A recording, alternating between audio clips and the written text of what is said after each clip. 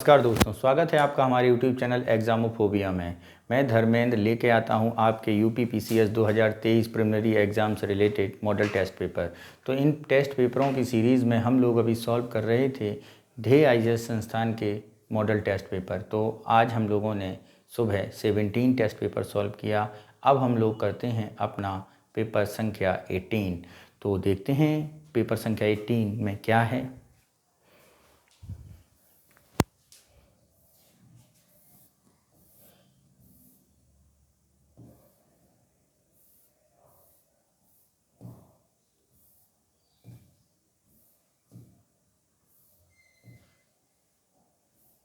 ठीक है, तो पहला क्वेश्चन जो है वो कौन सा है उसे समझते हैं हम लोग।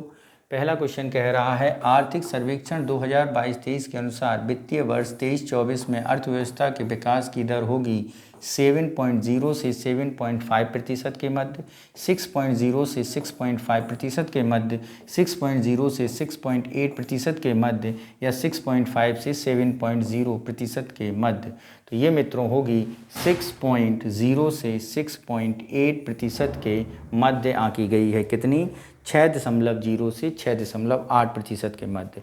नेक्स्ट क्वेश्चन नंबर चलते हैं हम लोग अगले क्वेश्चन नंबर 2 पर और देखते हैं क्वेश्चन नंबर 2 क्या कह रहा है। भारत का पहला आर्थिक सर्वेक्षण कब प्रस्तुत हुआ था? ऑप्शन ए 1960-61, 1970-71, 1980-81 या 1950-51। तो भारत में पहला आर्थिक सर्वेक्षण कब प्रस्तुत हुआ, अगर इसके बारे में बात करें तो भारत का पहला आर्थिक सर्वेक्षण इकोनॉमिक सर्वे 1950-51 के दौरान पेश किया गया था। कब किया गया था? 1950-51 के दौरान। नेक्स्ट चलते हैं क्वेश्चन नंबर 3 पर, देखते हैं क्या कह रहा है। थर्ड कह रहा है आर्थिक सर्वेक्षण से संबंधित असत्य कथन बताने हैं। क्या बताने हैं? असत्य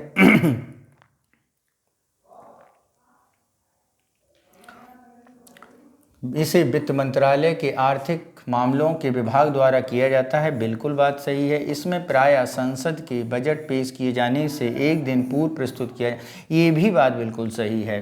तो यहाँ पे दोनों कथन क्या है? हमारे असत्य हैं और हमें ढूंढने थे असत्य, यानी कोई भी असत्य नहीं है।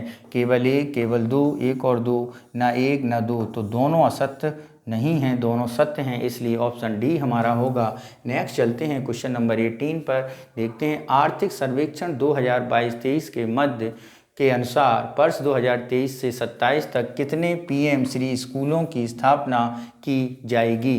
तो 22-23 के बजट के अनुसार कितने पीएम स्कूलों की स्थापना की जाएगी? तो ए 15,000 से अधिक, 14,500 से अधिक, 15,500 से अधिक या 14,800 से अधिक। तो पीएम श्री स्कूलों की स्थापना मित्रों की जाएगी, वो हैं 14,500 से अधिक। ठीक है, ये सामाजिक अवसंरचना के व्यापक अव्यवस्था के लिए की गई है। ठीक है, और पिछले 23 से 27 तक 14,500 स्कूलों की स्थापना की जाएगी।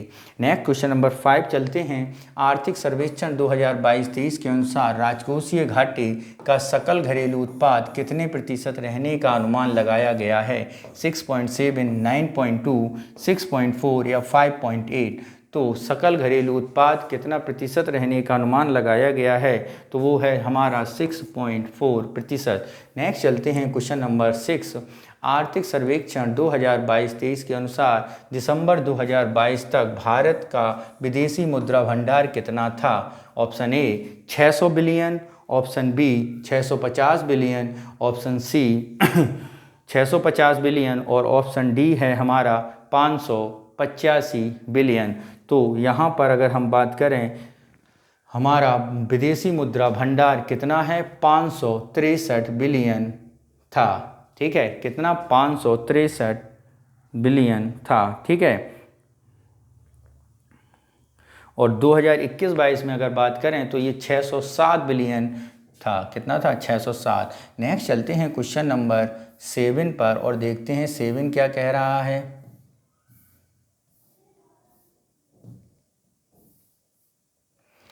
उत्तर प्रदेश बजट 2023-24 के अनुसार महात्मा बुद्ध कृषि एवं प्रौद्योगिकी विश्वविद्यालय की स्थापना हेतु 50 करोड़ रुपए प्रस्तावित किए गए हैं।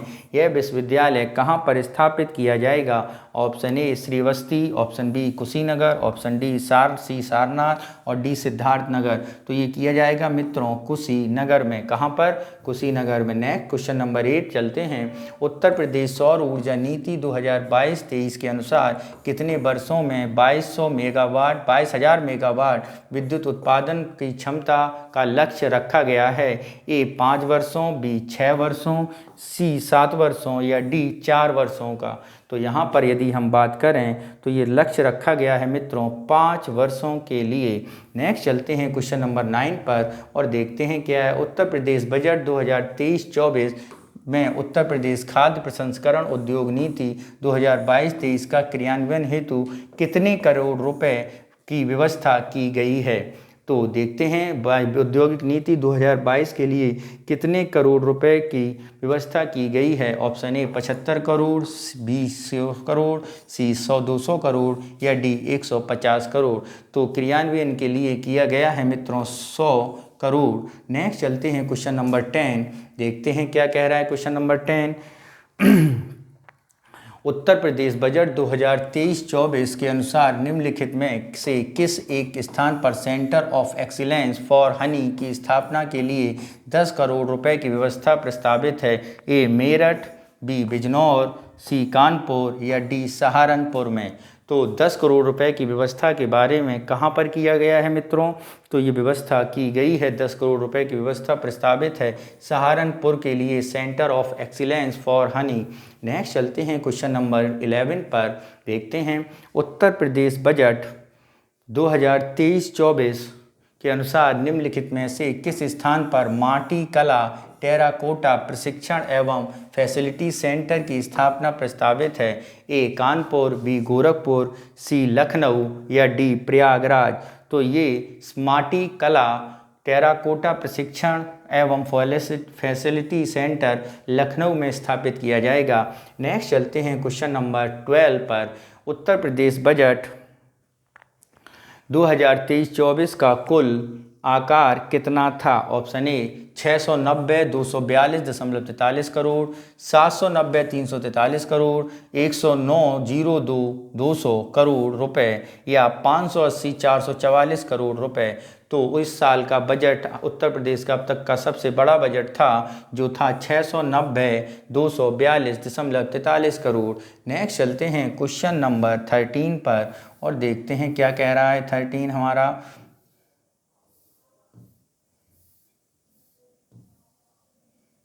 उत्तर प्रदेश बजट 2023-24 के अनुसार ऑपरेशन कायाकल्प, कौन सा मित्रों? ऑपरेशन कायाकल्प के लिए 1000 करोड़ रुपए की व्यवस्था की गई है। यह ऑपरेशन संबंधित है। तो ऑपरेशन कायाकल्प के लिए 1000 करोड़ की व्यवस्था की गई है। यह किससे संबंधित है? प्राथमिक एवं उच्च प्राथमिक विद्यालयों को स्मार्ट विद्यालयों के रूप में विकसित करना, ग्रामीण किसानों की आय को दोगुना करना, असंगठित क्षेत्र के मजदूरों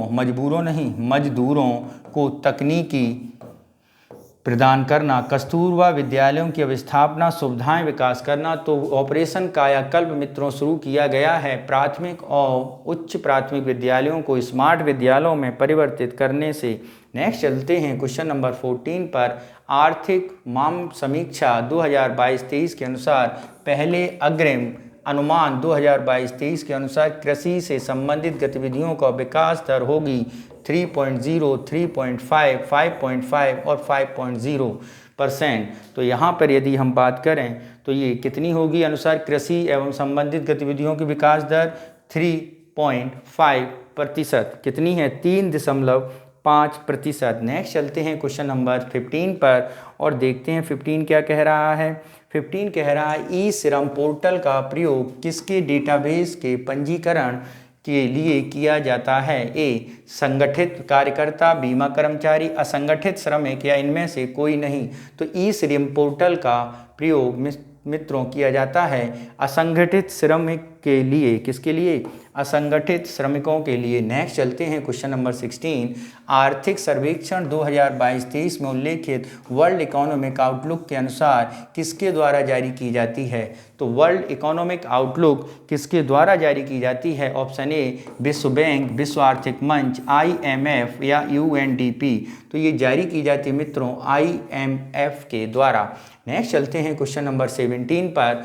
आर्थिक सर्वेक्षण 2022-23 वर्ष 2021-22 में कृषि क्षेत्र के लिए संस्थागत ऋण कितना हो गया है? ए 20.0 लाख करोड़ रुपए, बी 19.6 लाख करोड़ रुपए, सी हमारा कितना है 16.6 लाख करोड़ रुपए या 18.6 लाख करोड़ रुपए। तो आर्थिक सर्वेक्षण 22-23 के अनुसार 21-22 में कृषि क्षेत्र के लिए संस्थागत ऋण 18.6 लाख करोड़ हो गया है। नेक्स्ट चलते हैं क्वेश्चन नंबर 18 पर और देखते हैं 18 क्या कह रहा है हमसे।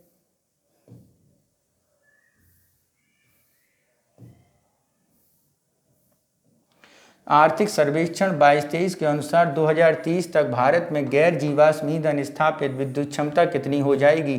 600 GW से अधिक, 1000 GW से अधिक, 500 GW से अधिक या 800 GW से अधिक। तो यहाँ पे यदि हम बात करें कि हमारी आर्थिक क्षमता, आर्थिक सर्वेक्षण जीवाश्म ईंधन से ऊर्जा उत्सर्जन करने की विद्युत क्षमता कितनी हो जाएगी? तो ये होगी मित्रों कितनी? 500 GW से अधिक, यानी ऑप्शन सी हमारा सही होगा। नेक्स्ट चलते हैं क्वेश्चन नंबर 19 पर और देखते हैं क्या है। आर्थिक सर्वेक्षण 2022-23 के अनुसार लाइफ का अर्थ है ease life living, ease of living, पर्यावरण हेतु जीवन शैली, जीवन की गुणवत्ता में वृद्धि, नीली अर्थव्यवस्था। तो यहाँ पे अगर हम लाइफ का अर्थ बताएं तो ये है आपका मित्रों पर्यावरण हेतु जीवन शैली। कितनी है? बी ऑप्शन, यानी पर्यावरण हेतु जीवन शैली।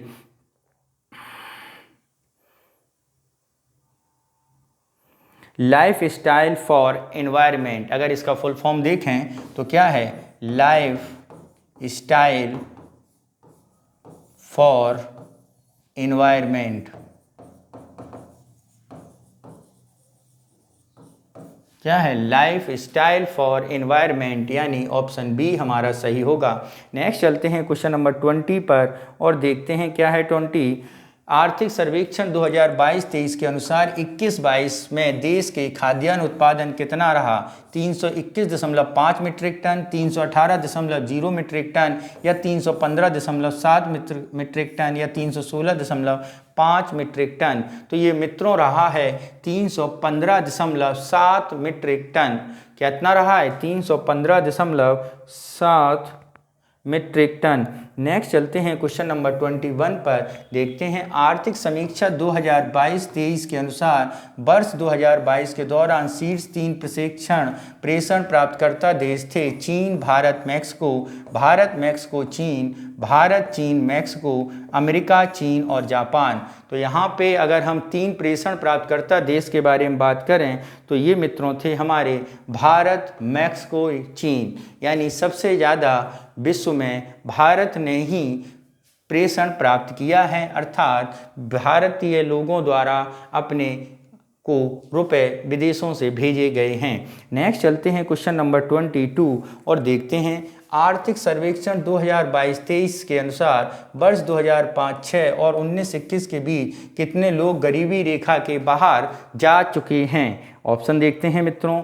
ऑप्शन ए 35 करोड़ से अधिक, ऑप्शन बी 36 करोड़ से अधिक, ऑप्शन सी 40 करोड़ से अधिक या ऑप्शन डी 41 करोड़ से अधिक। तो मित्रों ये है हमारा ऑप्शन डी, 41 करोड़ से अधिक लोग गरीबी रेखा से ऊपर उठ चुके हैं। नेक्स्ट चलते हैं क्वेश्चन नंबर 23। आर्थिक सर्वेक्षण 2022-23 के अनुसार मार्च 2022 तक भारत में कुल टेली डेंसिटी थी, यानी भारत में टेली डेंसिटी कितनी थी, इस पर क्वेश्चन है। तो ऑप्शन ए 98%, 84.8%, 86.8%, 95.5%। तो ये है मित्रों 84.8% टेली डेंसिटी भारत में। नेक्स्ट चलते हैं क्वेश्चन नंबर 24 पर और देखते हैं क्या है 24।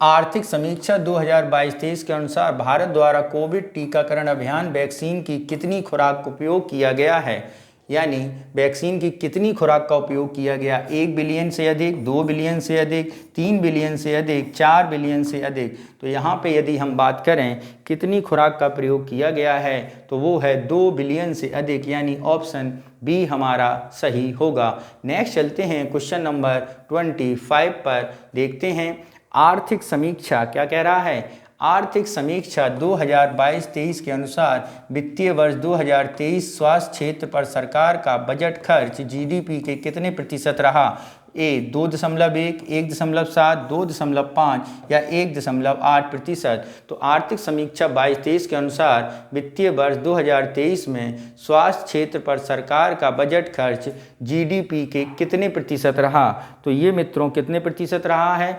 2.1%। ऑप्शन ए हमारा सही होगा। नेक्स्ट चलते हैं क्वेश्चन नंबर 26, देखते हैं आर्थिक समीक्षा 2022-23 के अनुसार विश्व स्तर पर मोबाइल फ़ोन निर्माण में भारत का कौन सा स्थान है, पहला, दूसरा, तीसरा या चौथा।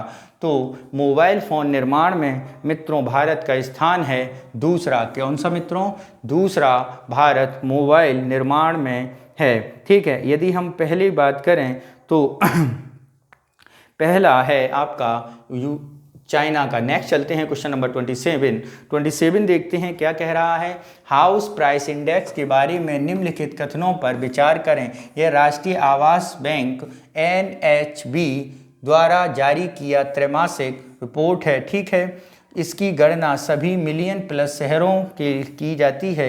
निम्नलिखित में से कौन से सही हैं, तो मित्रों यहाँ पे बताना है कौन सा सही है। तो मित्रों यहाँ पर यदि हम बात करें तो ये दोनों कथन क्या हैं, बिल्कुल गलत हैं। क्या हैं, बिल्कुल गलत हैं।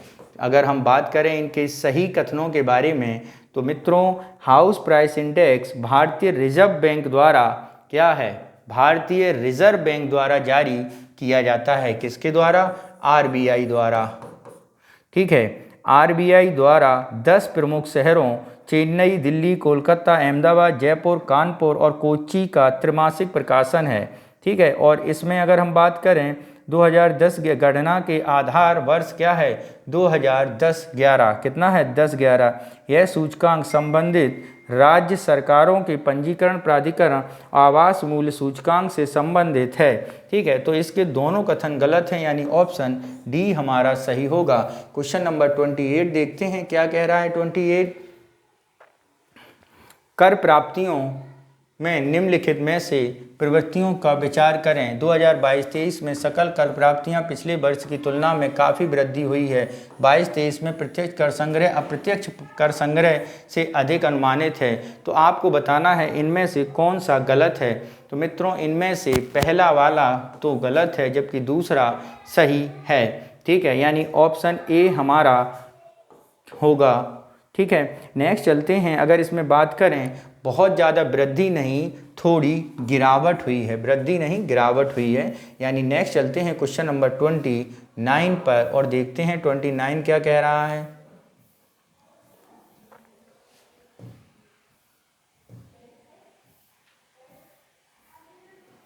पूंजीगत व्यय के बारे में निम्नलिखित कथनों पर विचार करें। क्या है, पूंजीगत व्यय के बारे में निम्नलिखित कथनों पर विचार।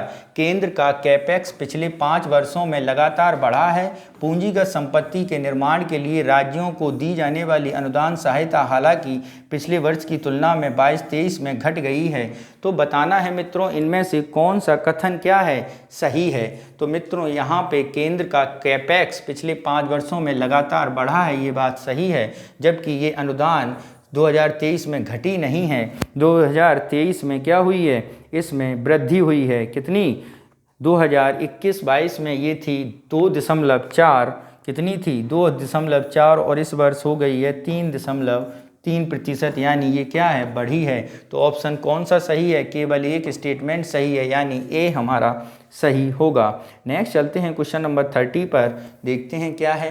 Capital to risk weighted assets ratio CRAR, ठीक है, CRAR के बारे में निम्नलिखित कथनों पर विचार करें। RBI ने अनुसूचित वाणिज्यिक बैंकों SSSCB के लिए 12% का CRR अनिवार्य किया है। FY22 के लिए CRAR स्वस्थ बना हुआ है। यह न केवल क्रेडिट जोखिम बल्कि बाजार और परिचालन जोखिमों के लिए भी खाता है। निम्नलिखित में से कौन सा कथन सही है? केवल 1-2, केवल 2-3, केवल 1-3 या उपरोक्त में से सभी। तो मित्रों यहाँ पर यदि हम बात करें कौन सा स्टेटमेंट सही है, तो यहाँ पर पहला स्टेटमेंट क्या है? गलत है, बाकी दोनों सही हैं। यानी ऑप्शन कौन सा सही होगा? बी हमारा सही होगा। अगर हम बात करते हैं RBI द्वारा CRR की गणना बैंक की पूंजी क्रेडिट जोखिम परिचालन के अनुसार की गई है, ठीक है। और इसमें CRR बेसल थर्ड के नॉर्मल्स 12% से इसे 8% निर्धारित किया गया है। भारत में CRR 12% बनाए रखने के लिए क्या किया गया है?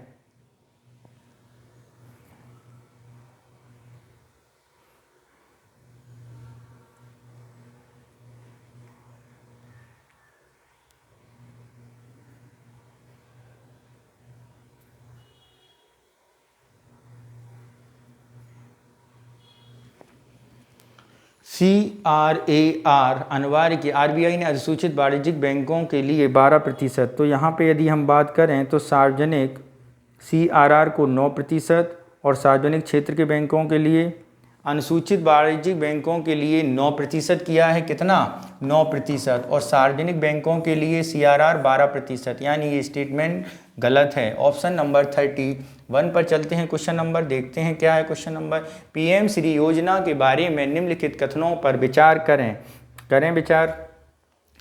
FY23 से FY27 के बीच फाइनेंशियल ईयर 23 से फाइनेंशियल ईयर 27 के बीच देश में 14,500 से अधिक स्कूलों के उन्नयन विकास के लिए केंद्रीय क्षेत्र योजनाएं सही है। यह राष्ट्रीय शिक्षा नीति 2020 के तहत शिक्षा शास्त्र के अनुसार नए स्कूलों की स्थापना करेगा। ये भी सही है। कौन सा गलत है?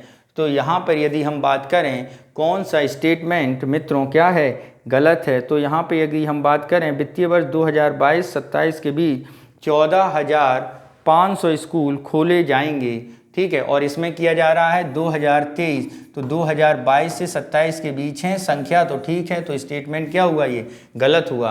राष्ट्रीय शिक्षा नीति 2022 के तहत क्या किया गया है? इसे निर्धारित किया गया है, ठीक है। शिक्षा नीति 2020 के अंतर्गत क्या किया गया है? निर्धारित स्कूलों, मौजूदा चयनित स्कूलों को मजबूत और नए स्कूलों की स्थापना के बारे में नहीं है। इसमें मौजूदा स्कूलों के बारे में है, नए स्कूलों की स्थापना के संबंधित नहीं है। यानी ये भी स्टेटमेंट क्या हो गया? गलत हो गया। यानी सी हमारा सही होगा। नेक्स्ट चलते हैं क्वेश्चन नंबर 32 और उसके बारे में देखते हैं 32 क्या कह रहा है। 32 कह रहा है बजट 2023-24 में लॉन्च किया गया आत्मनिर्भर स्वच्छ संयंत्र कार्यक्रम में किससे संबंधित है? जैव ऊर्जा, हरे हाइड्रोजन, बागवानी फसलें या जैव उर्वरक पौधे।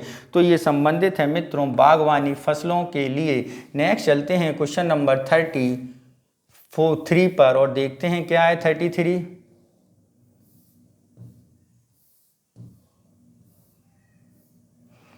शहरी बुनियादी ढांचा विकास कोष UIDF के बारे में निम्नलिखित कथनों पर विचार करें। इसका उपयोग सार्वजनिक एजेंसियों द्वारा टियर 2 और टियर 3 बुनियादी ढांचा तैयार करने के लिए किया गया। इसका प्रबंधन national bank for financing infrastructure and development द्वारा किया जाएगा। नीचे दिए गए कूट का प्रयोग सही उत्तर कीजिए। तो देखते हैं क्या है सही उत्तर। पहला, अगर हम बात करें इसमें सार्वजनिक एजेंसियों द्वारा टियर 2 और टियर 3 शहरों की बुनियादी ढांचा विकास के लिए करने के लिए किया जाएगा, तो ये बात क्या है मित्रों? बिल्कुल सही है, ठीक है। इसका प्रबंधन national bank for financing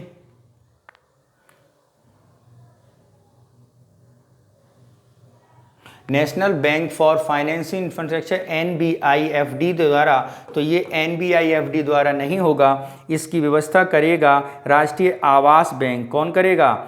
NHB। कौन करेगा? National houses bank. यानी ऑप्शन 2 हमारा स्टेटमेंट गलत है, यानी सही केवल एक है, तो ए हमारा सही हो गया। नेक्स्ट चलते हैं क्वेश्चन नंबर 34।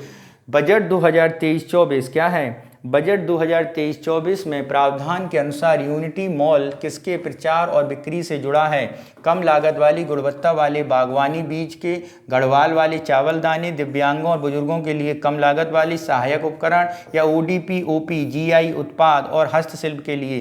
तो यूनिटी मॉल प्रचार ODOP और GI उत्पाद पर आधारित हैं। नेक्स्ट चलते हैं क्वेश्चन नंबर 35 और देखते हैं 35 क्या कह रहा है। बाजरे की खेती के संबंध में बताना है। बाजरा का अंकुरण के लिए 30-40 डिग्री सेल्सियस से लेकर गर्म तापमान की आवश्यकता होती है। कर्नाटक भारत में रागी अग्रणी उत्पादक है। भारत दुनिया में बाजरा का सबसे बड़ा उत्पादक के साथ सबसे बड़ा निर्यातक है। तो यहाँ पे यदि हम बात करें कौन सा स्टेटमेंट सही है, तो मित्रों यहाँ पे पहला स्टेटमेंट जो बोला गया है वो क्या है, 30 से 40, तो 30 से 40 नहीं 20 से 30 डिग्री टेम्परेचर की आवश्यकता है, यानी पहला क्या हो गया हमारा, गलत हो गया। ठीक है, और यहाँ पे बात करें सबसे ज़्यादा उत्पादन के बारे में, तो सबसे ज़्यादा उत्पादन कर्नाटक, तमिलनाडु, राजस्थान, उत्तर प्रदेश और उत्तरांचल वाले क्षेत्रों में होता है। ठीक है, अरुणाचल प्रदेश में, यानी दूसरा कथन तो क्या हो गया हमारा, सही हो गया। और दुनिया में सबसे बड़े उत्पादक क्या, दुनिया में क्या कहा जा रहा है, सबसे बड़ा उत्पादक और दूसरा सबसे बड़ा निर्यातक है। अगर भारत के बारे में करें, श्री अन्ना का सबसे बड़ा उत्पादक और क्या सबसे बड़ा, दूसरा सबसे बड़ा निर्यातक है, दूसरा निर्यातक है। तो ऑप्शन 2 ही हमारा सही है। नेक्स्ट चलते हैं क्वेश्चन नंबर 36 पर देखते हैं। बजट 2023-24 में PM प्रणाम की परिकल्पना निम्नलिखित में से किससे संबंधित है? PM प्रणाम की परिकल्पना, ऑप्शन देखते हैं कि वैकल्पिक उर्वरक और रासायनिक उर्वरकों के संतुलित उपयोग को बढ़ावा देने, सही है। बुजुर्ग आबादी, उद्यमशील आत्मविश्वास विकसित करना, नहीं।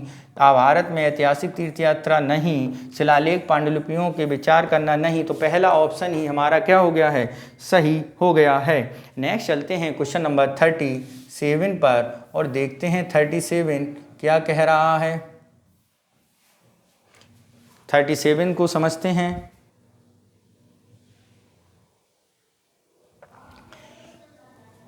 कृषि के लिए डिजिटल पब्लिक इंफ्रास्ट्रक्चर द्वारा निम्न में से कौन सी सूचना सेवाएं प्रदान की जाती हैं? फसल योजना अनुमान, मार्केट इंटेलिजेंस, कृषि तक पहुंच, क्रेडिट संवितरण या भंडारण सुविधा या बीमा। तो नीचे दिए गए कूट का सही प्रयोग करना है। तो यहाँ पर यदि हम बात करें तो मित्रों, डिजिटल पब्लिक इंफ्रास्ट्रक्चर द्वारा निम्न में कौन सी सेवाएं प्रदान की जाती हैं? तो इनमें से कौन सी सेवाएं प्रदान की जाती हैं? तो भंडारण की सुविधा प्रदान नहीं की जाती, किसकी, भंडारण की। तो देखते हैं ऑप्शन सी हमारा सही होगा। नेक्स्ट चलते हैं क्वेश्चन नंबर 38 और देखते हैं क्या है 38। स्किल सेल एनीमिया में निम्न कथनों पर विचार करें। यह केवल आनुवांशिक विकार है। ठीक है, कोशिकाओं में शकल चंद्रमा के आकार की हो जाती हैं और अमान्य हीमोग्लोबिन के कारण समय पहले मर जाती हैं। भारत में 45 तक इसे खत्म करने का मिशन शुरू किया है। तो इनमें से कौन सा कथन सही है ये बताना है मित्रों। तो पहला कथन तो मित्रों बिल्कुल सही है। अगर हम बात करें तो भारत ने 2023-24 के बजट में 47 तक स्किल सेल एनीमिया को खत्म करने के लिए एक मिशन शुरू किया गया है। और क्या किया गया है, खत्म करने के लिए एक मिशन शुरू किया गया है। तक स्किल सेल एनीमिया खत्म करने के लिए मिशन शुरू किया गया, जो जागरूकता पैदा करके प्रभावित आदिवासियों को सार्वभौमिक जांच और केंद्र सरकार के सहयोग के प्रयासों के माध्यम से परामर्श देगा। ठीक है, और ये क्या कह रहा है, भारत ने, तो ये किसने शुरू किया है 23-24 के बजट में,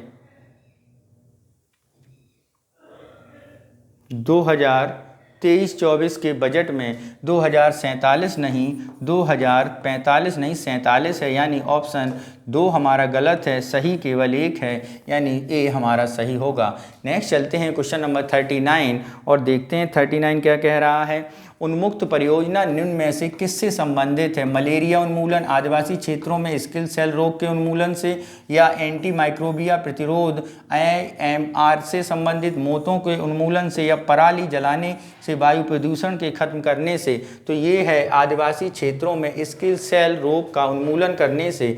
नेक्स्ट चलते हैं क्वेश्चन नंबर 40 पर और देखते हैं 40 क्या कह रहा है।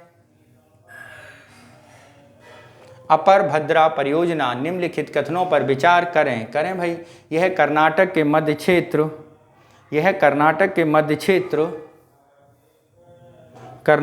मध्य क्षेत्र कृष्णा नदी पर लिफ्ट सिंचाई परियोजना सही है। 2022 में राष्ट्रीय, ये गलत है मित्रों, 2022 में राष्ट्रीय परियोजना का दर्जा प्रदान किया, ये बात सही है। राष्ट्रीय परियोजना योजना के तहत केंद्रीय सहायता केवल सिंचाई की सुविधाओं के लिए दी जाती है, तो शेष कार्य घटक को दिया जाता है।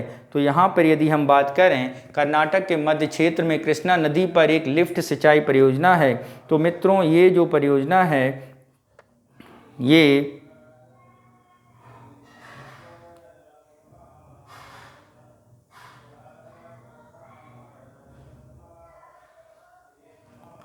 तुंगा नदी पर एक लिफ्ट सिंचाई परियोजना किस पर है मित्रों? तुंगा नदी पर कर्नाटक के मध्य क्षेत्र में कार्यान्वयन है और TMC पानी की परिकल्पना की गई है, ठीक है। तो और तुंगभद्रा उपवेशन भद्रा जलाशय अज्जुमपुर में ये परियोजना है, ठीक है मित्रों। तो अगर हम बात करते हैं इस परियोजना के बारे में, तो ये परियोजना आपकी 17.40, यानी इसका स्टेटमेंट पहला गलत है, ठीक है। ये स्टेटमेंट पहला गलत है, तो ऑप्शन कौन सा सही होगा? इसमें केवल ए सही होगा। 2 और 3 स्टेटमेंट सत्य हैं। नेक्स्ट चलते हैं क्वेश्चन नंबर 41 पर, देखते हैं 41 क्या कह रहा है। एकलव्य मॉडल पर आवासीय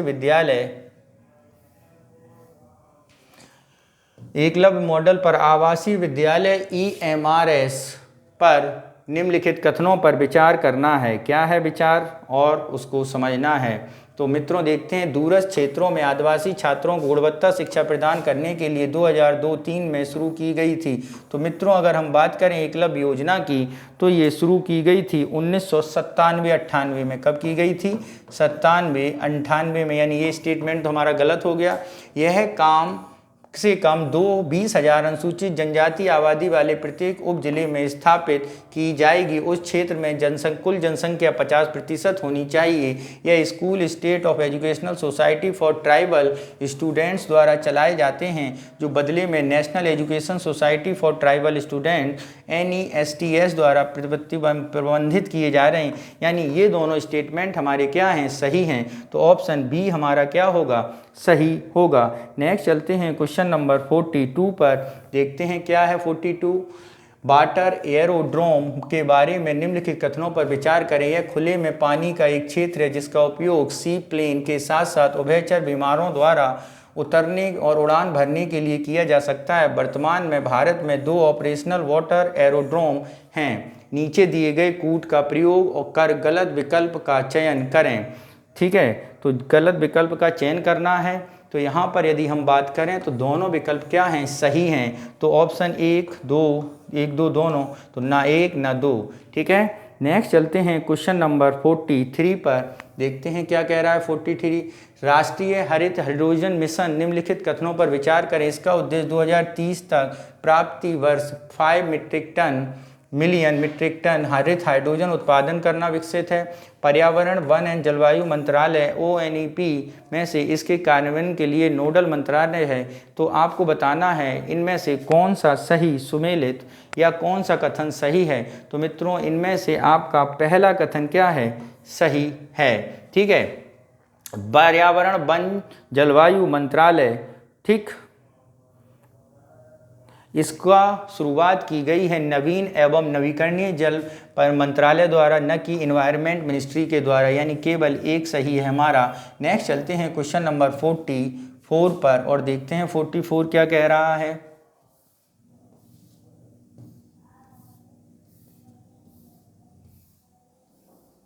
साइट योजना निम्नलिखित में किससे संबंधित है? सरकारी विभागों में भ्रष्टाचार की जांच करना, अमृत काल के लिए प्रस्तावित दृष्टि, ग्रीन हाइड्रोजन का उत्पादन, ई कचरा निपटान और प्रबंधन। तो यहाँ पे यदि हम बात करें किससे संबंधित है तो ग्रीन हाइड्रोजन के उत्पादन से संबंधित है। ठीक है, साइट योजना किससे संबंधित है? ग्रीन हाइड्रोजन के उत्पादन से। नेक्स्ट क्वेश्चन नंबर चलते हैं, क्वेश्चन नंबर 45 देखते हैं। निम्नलिखित मापदंडों पर विचार करें। स्वास्थ्य और पोषण, कृषि, वित्तीय समावेशन, बुनियादी ढांचा, बिजली, कौशल विकास। तो यहाँ पे बताना है, क्या बताना है यहाँ पे? एस्पिरेशन ब्लॉक्स प्रोग्राम के तहत निम्नलिखित में से कौन प्रदर्शन सूचकांक है यानी इंडेक्स के तौर पे जाने जाते हैं? तो मित्रों बिजली को छोड़कर सभी जाने जाते हैं, यानी स्वास्थ्य और पोषण, कृषि, ठीक है, कृषि और वित्तीय समावेशन, बुनियादी ढांचा, ये एस्पिरेशनल ब्लॉक्स प्रोग्राम के अंतर्गत आते हैं। नेक्स्ट चलते हैं क्वेश्चन नंबर 46 पर और देखते हैं क्या कह रहा है 46। जवाबदेही और पारदर्शिता बढ़ाने के लिए बजट 2023-24 में पहलों पर विचार करें। विवाद से विश्वास, फर्स्ट सरकार एवं सरकारी उपक्रमों को संविदा विवादों को आसान समाधान करना, विवाद से विश्वास, द्वितीय MSME के लिए कम कड़े अनुबंध निष्पादित करना, नीचे दिए गए कूट का प्रयोग कर सही उत्तर चुनना, 1, 2 और 1 और 3। तो यहाँ पे यदि हम बात करें तो ये दोनों स्टेटमेंट क्या हैं? गलत हैं। क्या हैं? गलत हैं, यानी एक भी यहाँ पे सही नहीं है। ठीक है, अगर हम सही की बात करेंगे तो 42 केंद्रीय अधिनियमों के अंतर्गत संशोधन किया गया है और इसे विश्वास फर्स्ट MSME के आधार पर शुरू किया गया है। ठीक है, MSME के लिए काम करने में कड़े अनुबंध विश्वास फर्स्ट में हैं और विवाद से विश्वास प्रथम सरकार ये द्वितीय में बोला गया है। ठीक है, नेक्स्ट चलते हैं क्वेश्चन नंबर 47 पर, देखते हैं क्या है 47।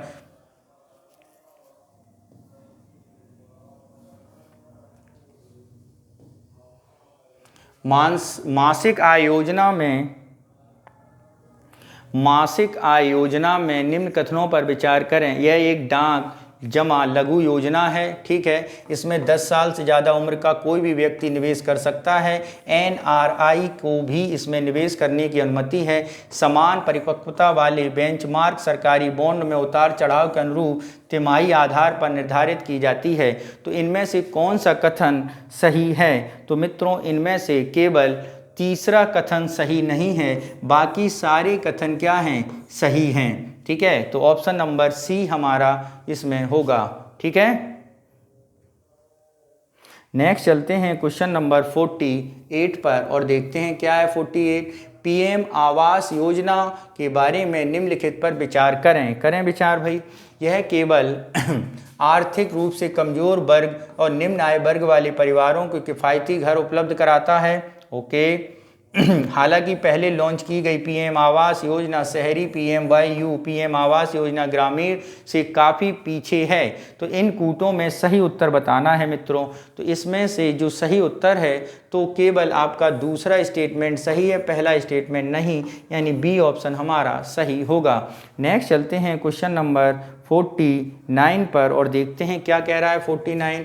बजट 2023-24 में घोषित महिला सम्मान बचत प्रमाण पत्र योजना के बारे में निम्नलिखित कथनों पर विचार करें। यह एक निश्चित ब्याज दर वाली लघु बचत योजना है। यह महिलाओं या लड़कियों के नाम पर 5 लाख तक जमा सुविधा पेश करेगा। इसे केवल 2 साल की अवधि में उपलब्ध कराया जाएगा। तो यहाँ पे यदि हम बात करें कौन सा सही होगा, तो मित्रों यहाँ पर जो सही होगा वो केवल एक और 2, 1 और 3, 1, 2 और 3। तो यहाँ पे जो सही है वो हमारा केवल सी है, 1 और 3। ठीक है, दूसरा हमारा सही नहीं है। नेक्स्ट चलते हैं क्वेश्चन नंबर 50 पर और देखते हैं 50 क्या कह रहा है।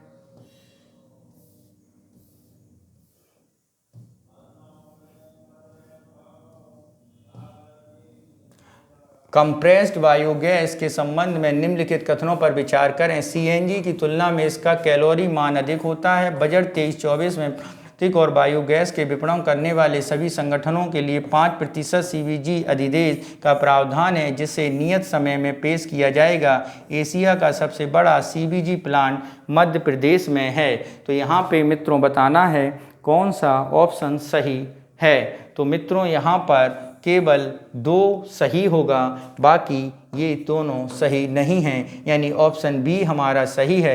एशिया का सबसे बड़ा CBG जो प्लांट है एशिया का सबसे बड़ा CBG प्लांट के बारे में बात करें तो इसका उद्घाटन पंजाब के संगरूर में किया गया है। कहाँ पर है? पंजाब में। कहाँ पर है मित्रों?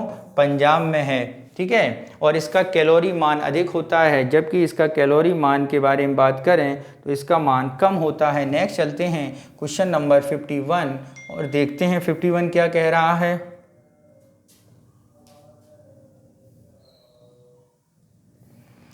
जनजातीय कार्य मंत्रालय के संबंध में निम्नलिखित कथनों पर विचार करें। मंत्रालय का निर्माण से पहले जनजातीय मामलों के सामाजिक न्याय अधिकारिता मंत्रालय द्वारा नियंत्रित किया जाता है। PMG-WAN योजना 2019 के जनजातीय मामलों के मंत्रालय द्वारा शुरू की गई एक योजना है।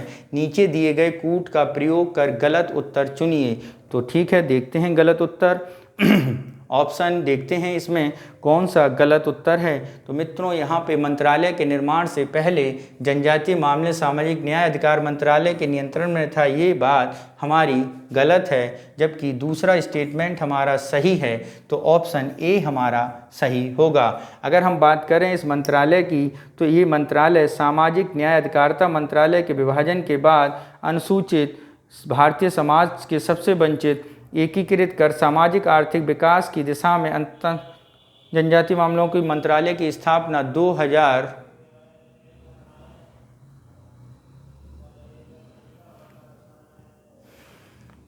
तो क्या बताना था इसमें मित्रों? इसमें बताना था भारतीय मंत्र कौन सा कथन गलत है।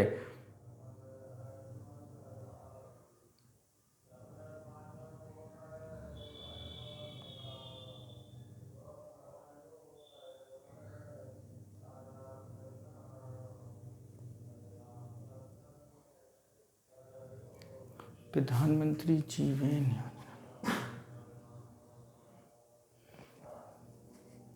जी-WAN 2019 के मंत्रालय द्वारा शुरू की गई। ये तो स्टेटमेंट सही है, जबकि इसकी स्थापना 1999 में की थी, ये गलत है। हाँ सही है मित्रों। नेक्स्ट चलते हैं क्वेश्चन नंबर 52 पर और देखते हैं 52 क्या कह रहा है हमारा। केंद्रीय बजट 2023-24 में पूंजी निवेश परिव्यय बढ़ाकर कितना कर दिया गया? 15 लाख, 20 लाख, 10 लाख या 18 लाख करोड़।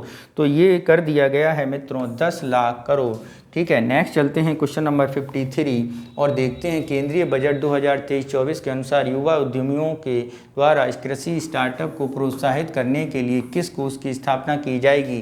कृषि स्टार्टअप कोष, कृषि त्वरक कोष, युवा कृषि अवसंरचना कोष या कृषि सेवा कोष। तो इसकी स्थापना मित्रों की गई है कृषि त्वरक कोष की। ऑप्शन बी हमारा क्या होगा? सही होगा। नेक्स्ट चलते हैं क्वेश्चन नंबर 54 पर और देखते हैं 54 क्या कह रहा है। केंद्रीय बजट 2023-24 के अनुसार कृषि ऋण लक्ष्य क्या है?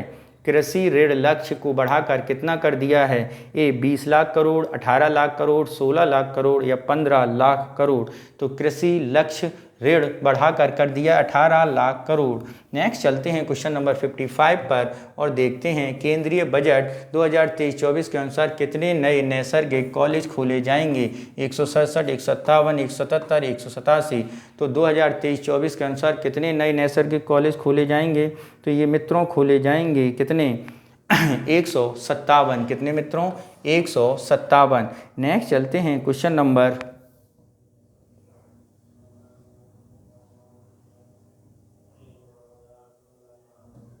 मित्रों क्वेश्चन नंबर 54 का आंसर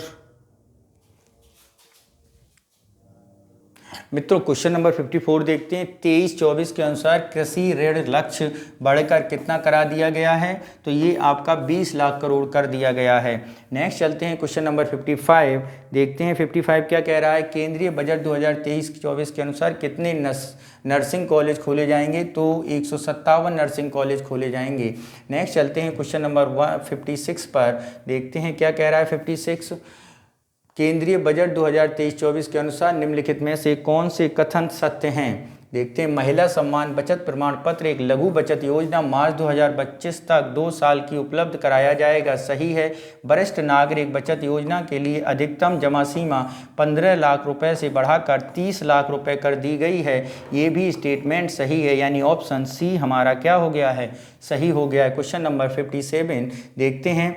बजट अनुमान 2023-24 के में राजकोषीय घाटा जीडीपी को कितने प्रतिशत रहने का अनुमान है? 6%, 5.9%, 4.5% या 5.5%। तो यहाँ पे यदि हम बात करें जीडीपी का अनुमान कितना रह गया है? 5.9%। कितना रह गया राजकोषीय घाटा का? 5.9%। नेक्स्ट चलते हैं क्वेश्चन नंबर 57, ठीक है। क्वेश्चन नंबर 58 देखते हैं। वित्तीय वर्ष 2023-24 में उत्तर प्रदेश के वित्त मंत्री बजटीय भाषण के अनुसार उत्तर प्रदेश की वर्तमान जनसंख्या कितनी है? 19 करोड़, 21 करोड़, 24 करोड़ या 23 करोड़? तो ये है मित्रों आपकी 24 करोड़। नेक्स्ट चलते हैं क्वेश्चन नंबर 59 और देखते हैं 59 क्या कह रहा है। निम्नलिखित कथनों पर विचार करें और उनमें से असत्य कथन बताएं। किसी देश की जीडीपी में उत्तर प्रदेश का योगदान 10% से अधिक है। ओके। वैश्विक मंदी के दौरान उत्तर प्रदेश की अर्थव्यवस्था की विकास दर उत्साहजनक रही, ये बात तो बिल्कुल सही है। अगर योगदान की बात करें तो उत्तर प्रदेश का योगदान भारत की जीडीपी में कितना है? 0.8%। 10% नहीं है, 8% है, यानी पहला स्टेटमेंट हमारा गलत है, बी ऑप्शन सही होगा। नेक्स्ट चलते हैं क्वेश्चन नंबर 60 पर और देखते हैं क्या कह रहा है 60 हमारा।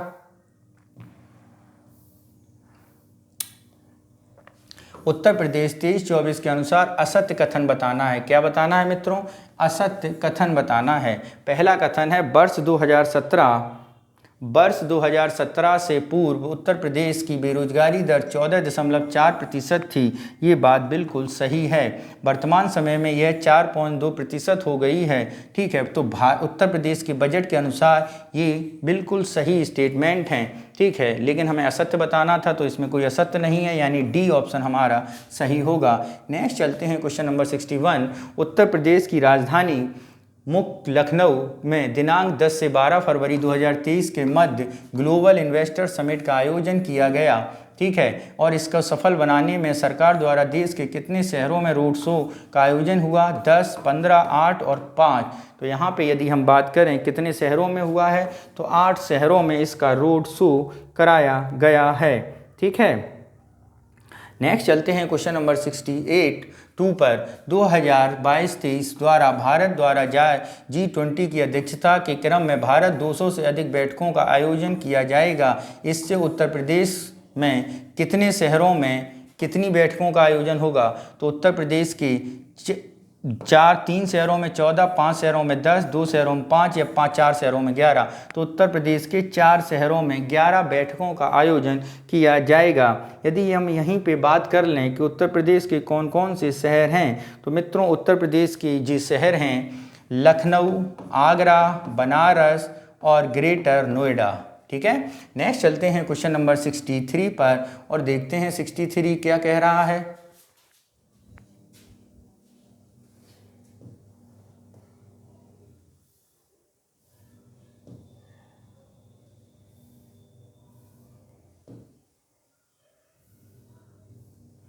देखते हैं क्या कह रहा है मित्रों। 63 है भारतीय कंदन अनुसंधान संस्थान कहाँ स्थित है? अहमदाबाद, जोधपुर, हैदराबाद या पुणे? तो ये मित्रों है हमारा हैदराबाद में। नेक्स्ट चलते हैं क्वेश्चन नंबर 64। प्रधानमंत्री PVTG विकास मिशन निम्नलिखित में से किस एक से संबंधित है? कमजोर कृषि समूह से, विशेष रूप से कमजोर जनजातीय समूह से, अन्य पिछड़ा वर्ग से या अनुसूचित जाति से? तो प्रधानमंत्री PVGT ये जो है वो विशेष रूप से कमजोर जनजातीय समूह से संबंधित है। नेक्स्ट चलते हैं क्वेश्चन नंबर 65 पर। देखते हैं केंद्रीय बजट 2023-24 के अनुसार इंजीनियरिंग संस्थानों में 5G सेवाओं को विकसित करने हेतु कितनी प्रयोगशालाएं स्थापित की जाएंगी? 50, 150, 200 या 100? तो ये हैं मित्रों हमारी कितनी प्रयोगशालाएं? 100 प्रयोगशालाएं होंगी। कितनी मित्रों? 100। नेक्स्ट चलते हैं क्वेश्चन नंबर 66 पर और देखते हैं क्या कह रहा है 66।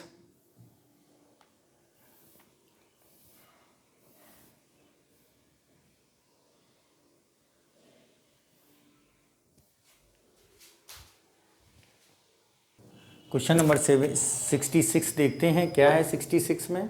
केंद्रीय बजट 2023-24 से संबंधित निम्नलिखित कथनों में कौन सा कथन सत्य है? सत्य बताना है मित्रों। देखते हैं। प्रधानमंत्री आवास योजना के परिव्यय को 66% से बढ़ाकर 79,000 करोड़ से अधिक किया गया, ये बात बिल्कुल सही है। रेलवे को 2.40 लाख करोड़ रुपए की पूंजी परिव्यय प्रदान किया जाएगा, ये भी बात बिल्कुल सही है। यानी दोनों कथन क्या हैं?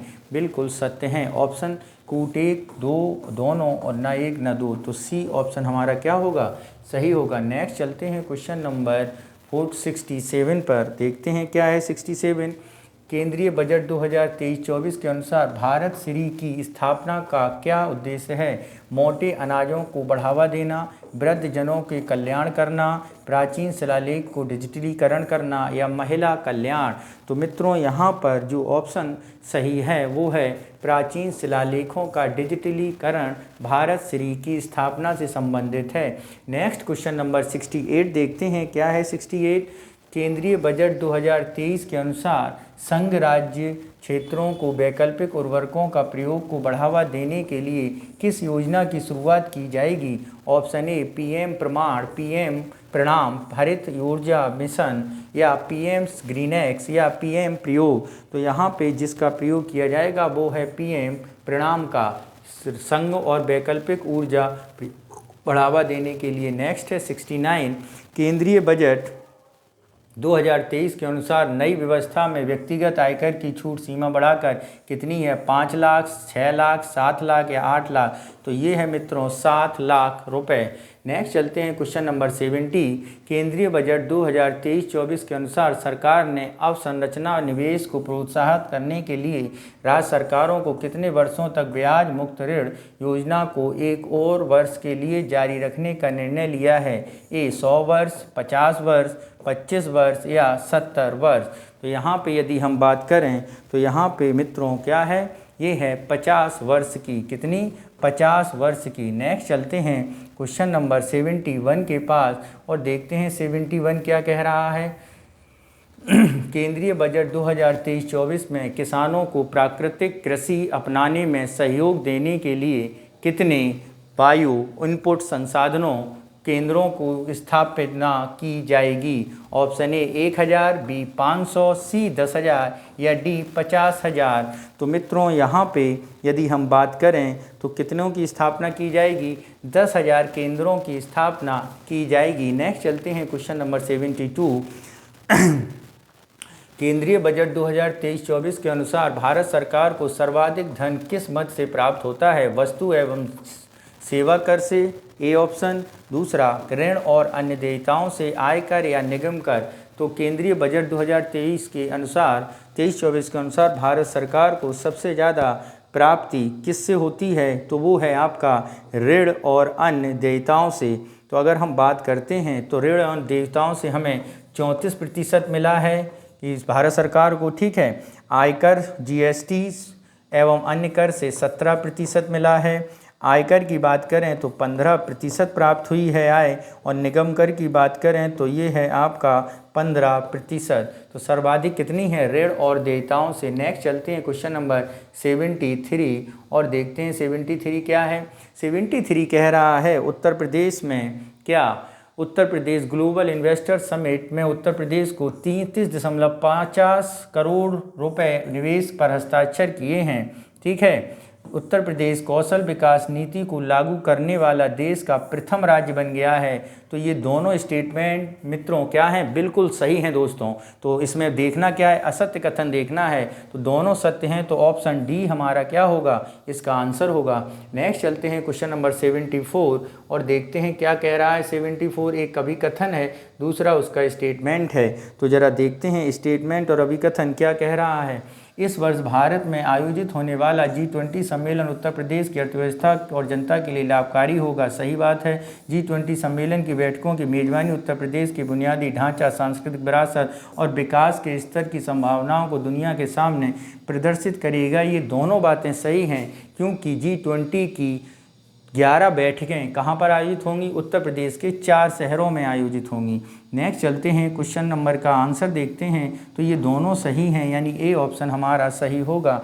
नेक्स्ट चलते हैं क्वेश्चन नंबर 75 पर और देखते हैं क्या कह रहा है 75 मित्रों कह रहा है कि यूपी ग्लोबल इन्वेस्टर समिट 2023 में उत्तर प्रदेश के विभिन्न क्षेत्रों को प्राप्त होने वाले हस्ताक्षरित प्रतिशत का सही अवरोही क्रम, यानी किसे कितना मिला है ये बताना है मित्रों।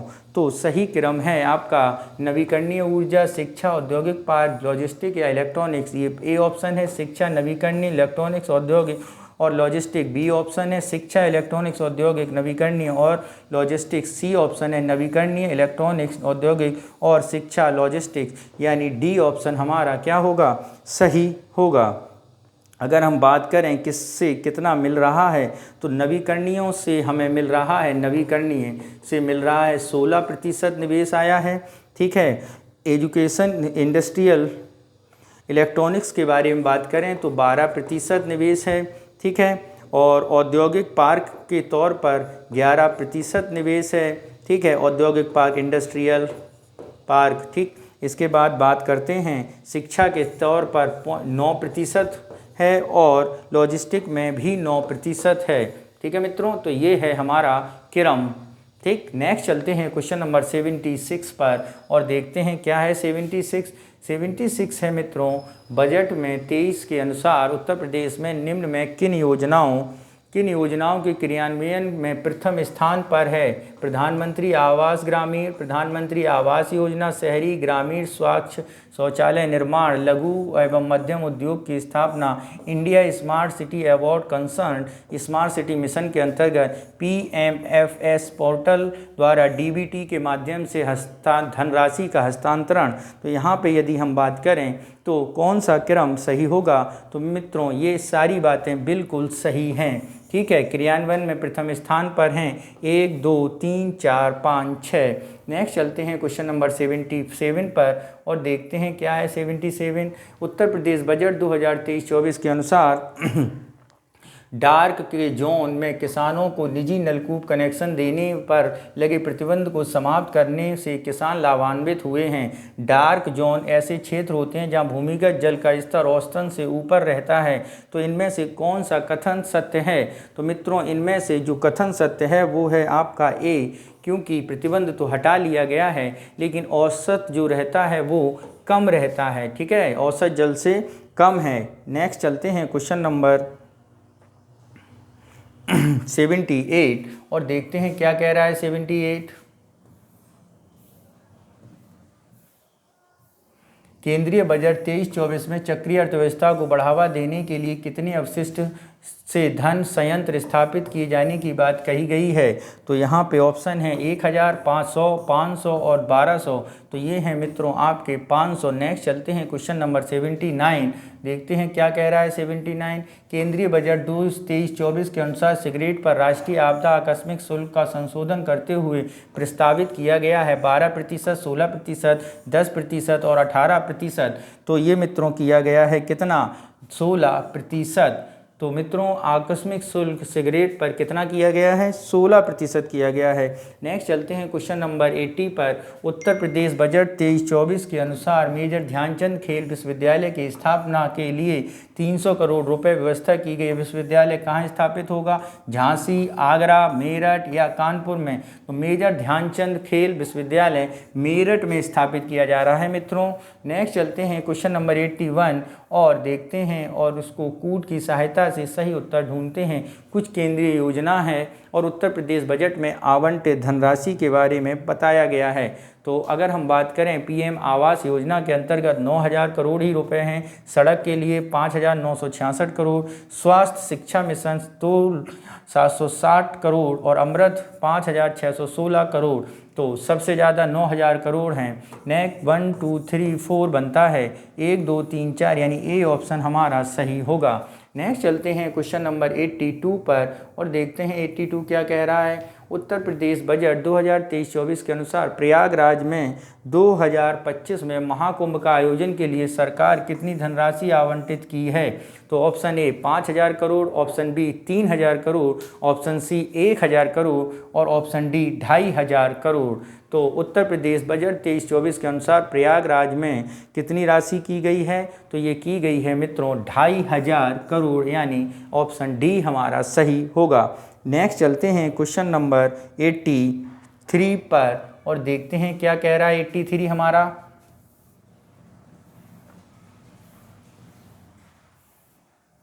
उत्तर प्रदेश बजट 2023-24 के आगामी वित्तीय वर्ष किसानों को निजी स्कूलों के माध्यम से सिंचाई के लिए निजी नलकूपों के माध्यम से बिजली बिल कितने प्रतिशत की छूट प्रस्तावित की गई है? तो कितने प्रतिशत की? ऑप्शन ए 50%, 100%, 75 या 25। तो नलकूपों को लिए सिंचाई के लिए 100% बिजली को माफ़ किया गया है। नेक्स्ट चलते हैं क्वेश्चन नंबर 84 पर और देखते हैं अभिकथन और स्टेटमेंट क्या कह रहा है हमसे। तो ऑप्शन देखते हैं, यूएस फेडरल रिजर्व द्वारा दरों में की गई वृद्धि अमेरिकी बाजार में पूंजी को आकर्षित किया है। ये बात बिल्कुल सही है। इससे अधिकांश मुद्राओं के डॉलर का मूल्य कम हो गया है। नहीं, ये स्टेटमेंट गलत है मित्रों। तो यहाँ पर ए और आर दोनों सही नहीं है। ए सही आर गलत, यानी सी ऑप्शन हमारा सही होगा। नेक्स्ट चलते हैं क्वेश्चन नंबर 85 पर और देखते हैं क्या है 85। आर्थिक समीक्षा 2022-23 के अनुसार निम्नलिखित कथनों पर विचार करें। मौजूदा डॉलर के मापदंड के अनुसार भारत विश्व की 5वीं सबसे बड़ी अर्थव्यवस्था है। ओके, आगामी मार्च तक भारत को नॉमिनल जीडीपी लगभग 3.5 ट्रिलियन अमेरिकी डॉलर होगी। इसमें सत्य कथन बताना है।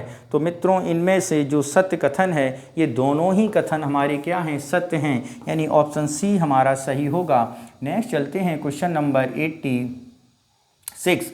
भारत में के बजट 2023 के अनुसार निम्नलिखित कथनों पर विचार करें।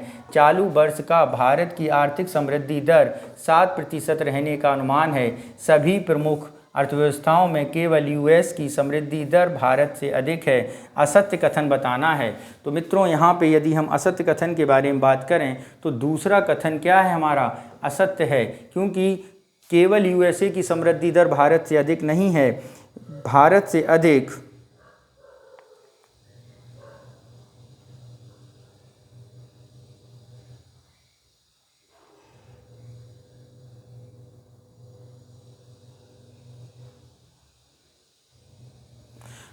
से अधिक नहीं बल्कि भारत सबसे अधिक समृद्धि दर से आगे बढ़ रहा है। तो स्टेटमेंट 2 ही हमारा गलत है। नेक्स्ट चलते हैं क्वेश्चन नंबर 87 और देखते हैं 87 अभिकथन और कारण क्या कह रहा है। तो अभिकथन पढ़िए जरा।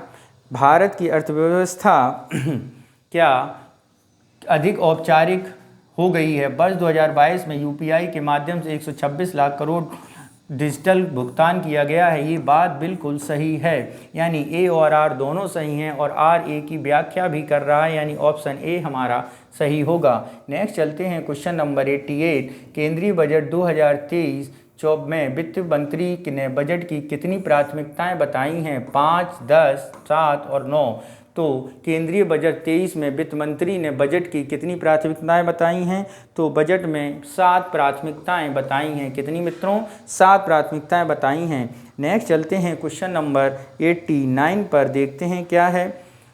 उत्तर प्रदेश बजट 2023-24 में घोषित उत्तर प्रदेश मातृभूमि योजना का उद्देश्य पलायन रोकना, स्थानीय स्तर पर महिलाओं को रोजगार प्रदान करना, प्रदेश से जुड़े प्रवासी भारतीयों द्वारा अपने पैतृक गांव स्कूल, कॉलेज और अस्पताल बनवाना, या इनमें से कोई नहीं। तो मातृभूमि का योजना का है उत्तर प्रदेश से जुड़े प्रवासी भारतीयों द्वारा अपने पैतृक गाँवों में स्कूल वगैरह बनवाने के लिए कहा है। नेक्स्ट चलते हैं question number 90। Uttar Pradesh budget 2023-24 के अनुसार निम्न में किस स्थान पर वेद विज्ञान अध्ययन केंद्र की स्थापना का प्रस्ताव है? अयोध्या, चित्रकूट, नेमसार या बनारस। तो वेद विज्ञान अध्ययन केंद्र की स्थापना मित्रों की जाएगी नेमिसारण्य में। कहाँ पर? सीतापुर के नेमिसारण्य में की जाएगी। नेक्स्ट चलते हैं क्वेश्चन नंबर 91, देखते हैं उत्तर प्रदेश बजट 2023-24 के अनुसार निम्नलिखित में से कौन सा राज्य कौन सा राज्य मनरेगा प्रथम रहा है? ऑप्शन देखते हैं, ए मध्य प्रदेश, महाराष्ट्र, उत्तर प्रदेश या बिहार। तो सबसे ज़्यादा मनरेगा में प्रथम उत्तर प्रदेश रहा है। नेक्स्ट चलते हैं क्वेश्चन नंबर 92 पर, देखते हैं 92 हमारा क्या कह रहा है।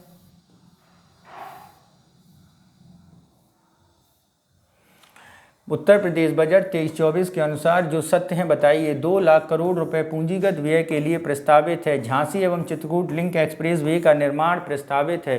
तो इनमें से सत्य कथन बताना है मित्रों। तो इनमें से 2 लाख करोड़ रुपए पूंजीगत व्यय के लिए प्रस्तावित हैं, ये स्टेटमेंट गलत है। जबकि झांसी और चित्रकूट लिंक एक्सप्रेस वे के निर्माण को प्रस्तावित किया गया है, यानी ऑप्शन बी हमारा सही होगा। ठीक है, क्योंकि इसके लिए 2 पॉइंट नहीं 1.87 लाख करोड़ प्रस्तावित किए गए हैं। नेक्स्ट चलते हैं 93। उत्तर प्रदेश बजट 2023-24 के अनुसार कितने युवाओं को रोजगार देने का लक्ष्य रखा गया है? Option A 4 crore, B 1 crore, C 2 crore या डी 3 करोड़। तो उत्तर प्रदेश बजट में इस बार कितने युवाओं को 2 करोड़ युवाओं को रोजगार देने का विचार किया गया है। नेक्स्ट चलते हैं क्वेश्चन नंबर 94। बजट 2023-24 के अनुसार निम्नलिखित में किस शहर को मॉडल सोलर सिटी के रूप में विकसित करने का प्रस्ताव है? सोनभद्र, मिर्ज़ापुर, आगरा और अयोध्या। तो कितनों को मित्रों करने की बात की गई है? तो ये है मित्रों आपकी अयोध्या को। किसको मित्रों? अयोध्या को मॉडल सोलर सिटी के तौर पर विकसित करने की बात की गई है। नंबर 95। उत्तर प्रदेश बजट 2023-24 के अनुसार निम्नलिखित में से किस स्थान पर साइंस सिटी एवं नक्षत्रशाला की स्थापना की बात कही गई है? किसकी बात कही गई है? नक्षत्रशाला बनाए जाने की बात कही गई है मित्रों। तो अगर हम बात करें तो ये है आपका A Banaras, B Agra, A B दोनों या इनमें से कोई नहीं। तो किस स्थान पर साइंस सिटी और नक्षत्रशाला बनाई जाएगी मित्रों? बनारस और आगरा दोनों में बनाई जाएगी, यानी ऑप्शन सी हमारा सही होगा। नेक्स्ट चलते हैं क्वेश्चन नंबर 96 पर और देखते हैं 96 क्या कह रहा है। उत्तर प्रदेश बजट 23-24 के अनुसार देश की जीडीपी में उत्तर प्रदेश का योगदान 8, 9, 7 या 10। तो ये है 8%। नेक्स्ट चलते हैं क्वेश्चन नंबर 97 पर, देखते हैं क्या है। उत्तर प्रदेश बजट 23-24 के अनुसार कितनी महिलाओं को पीएसी बटालियन के गठन किया जाना है? 5, 3, 7 और 10। तो कितनी महिलाओं को पीएसी बटालियन का गठन किया जाना था मित्रों? तो ये गठन किया जाना था 93 पीएसी बटालियन का गठन किया जाएगा। और यदि इनके हम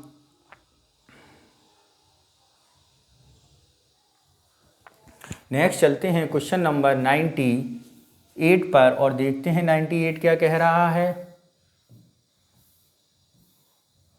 निम्नलिखित कथनों में से कौन सा कथन सत्य है, ये बताना है बजट से संबंधित। उत्तर प्रदेश में कोरोना के बचाव हेतु 39.20 करोड़ रुपए से अधिक वैक्सीन डोज लगाए गए हैं। इस संदर्भ में उत्तर प्रदेश पूरे देश में द्वितीय स्थान पर रहा है। तो यहाँ पे बताना है कौन सी स्टेटमेंट आपके सत्य हैं। तो मित्रों यहाँ पर आपका स्टेटमेंट 2 गलत है, क्योंकि उत्तर प्रदेश द्वितीय नहीं, उत्तर प्रदेश प्रथम स्थान पर रहा है, यानी आपका एक ही सही है, यानी ऑप्शन ए सही होगा। नेक्स्ट चलते हैं 99। उत्तर प्रदेश बजट 2022-23 के अनुसार इंक्यूबेटर्स को बढ़ावा देने के लिए स्टार्टअप एवं सीड फंड हेतु कितनी धनराशि की व्यवस्था की गई है? 50 करोड़, 500 करोड़, 200 करोड़ या 100 करोड़। तो ये व्यवस्था की गई है मित्रों कितने की? ये की गई है 100 करोड़ की। कितने की मित्रों? 100 करोड़ की। नेक्स्ट चलते हैं क्वेश्चन नंबर 100 पर और देखते हैं 23-24 के अनुसार 22 में उत्तर प्रदेश की बेरोजगारी दर रही, कितनी रही जरा इसे देखते हैं। तो ये रही है मित्रों ए 7%, 5.5%, 6.5% या 4.2। तो ये रही है 4.2%। कितनी है मित्रों? 4.2%। और इससे पहले 2017 में कितनी थी? 14.4%। नेक्स्ट चलते हैं question number 101। Uttar Pradesh budget 2023-24 के अनुसार यमुना एक्सप्रेसवे औद्योगिक विकास प्राधिकरण कितने एकड़ भूमि अंतर्राष्ट्रीय फिल्म सिटी की स्थापना की जा रही है? अंतर्राष्ट्रीय फिल्म सिटी की स्थापना की जा रही है? ऑप्शन ए 500 एकड़, बी 1000 एकड़, 250 एकड़ या 100 एकड़। तो ये है मित्रों 1000 एकड़ में। नेक्स्ट चलते हैं question number 102। Uttar Pradesh budget 2023-24 के अनुसार उत्तर प्रदेश में कृषि योग्य भूमि कितनी है? 2023-24 के बजट के अनुसार कितनी है मित्रों? 240.93 लाख करोड़ हेक्टेयर, 165.188.150 तो ये है 188.40 लाख हेक्टेयर। नेक्स्ट चलते हैं क्वेश्चन नंबर 103। देखते हैं उत्तर प्रदेश बजट 2023-24 के अनुसार राज्य का राजकोषीय घाटा कितना है? राज्य का राजकोषीय घाटा पूछा गया है मित्रों। ऑप्शन ए 80,883.16 करोड़, 84,883.16 करोड़, 82,883.16 करोड़ या 81,883.16 करोड़। तो ये है 84,883.16 करोड़। तो नेक्स्ट चलते हैं क्वेश्चन नंबर 104 पर और देखते हैं 104 क्या कह रहा है मित्रों। 104 हमारा क्या कह रहा है, इसे देखते हैं। उत्तर प्रदेश बजट 23-24 के अनुसार निम्नलिखित में से किस स्थान पर नाइट सफारी पार्क की स्थापना की जाएगी? ऑप्शन ए इटावा, गोरखपुर, मथुरा या लखनऊ। तो ये की जाएगी मित्रों कहाँ पर? लखनऊ में। कहाँ पर की जाएगी? लखनऊ में की जाएगी। नेक्स्ट चलते हैं क्वेश्चन नंबर 105।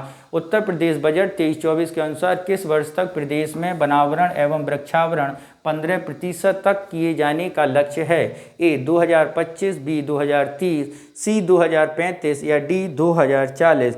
तो ये लक्ष्य रखा गया है मित्रों 2030 तक। कितना? 2030 तक। नेक्स्ट चलते हैं क्वेश्चन नंबर 106 पर देखते हैं। उत्तर प्रदेश बजट 2023-24 के अनुसार 22 में राज्य में कुल कितने विदेशी पर्यटकों का आगमन हुआ? 6,10,000 से अधिक, 5,50,000 से अधिक, 4,10,000 से अधिक और 7,50,000 से अधिक। तो ये हैं 4,10,000 से अधिक पर्यटकों का उत्तर प्रदेश में आगमन हुआ। नेक्स्ट चलते हैं क्वेश्चन नंबर 107। देखते हैं क्या कह रहा है। उत्तर प्रदेश बजट 2023-24 के अनुसार दुग्ध उत्पादन में चीनी उत्पादन में एथनॉल की आपूर्ति में उत्तर प्रदेश का स्थान प्रथम, द्वितीय, तृतीय या चतुर्थी है? तो उत्तर प्रदेश का स्थान मित्रों है प्रथम। कौन सा है मित्रों?